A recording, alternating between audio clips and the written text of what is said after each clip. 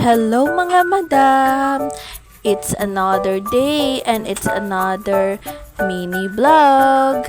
For today's video kay bag-o kong mataani nga time. Nag-prepare ko para sa amo ang breakfast. Ang among sudan ani kay hotdog lang kaning balls siya nga with cheese. Charis, sana all. Na ay cheese sa tunga. Charis.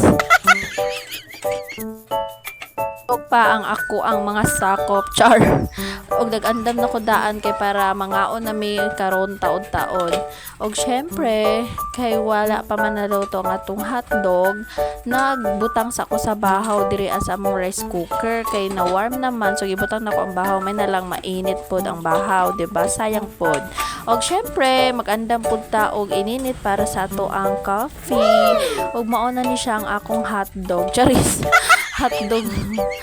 Kaya giluto na ko na siya sa tubig. Then after, pag nahubas na ang tubig, ibutangan ako siya gamay nga oil, diba? Then naapamantay leftover nga bihon last night. So, inito na to na siya, day. Kay sayang kaayo, day. Sayang ang sudan ilabay. Syempre, makaon pa na, no? Pero, diba? Kita na lang dyan permente ang magkaon og mga salit-salin ani. Bitaw, oy. Sayang manggod kung ilabay din makaon pa na siya.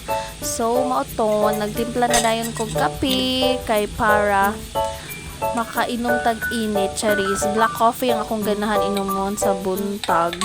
Pero sa akin, ganahan sad ko mag-inom og 3-in-1. Depende lang. So, depende sa mood or depende pag naikwarta pang palit. Fast forward, nang mata na po day ang sakop na ako ani well nagatimpla ko sa akong coffee. Og syempre, kay nang mata naman sila, so mga una sad ta, pakauno na sad nato atong bato sa ani. Kay gutom na kayo udto na day. So mao lang to day ang atong vlog for today's video.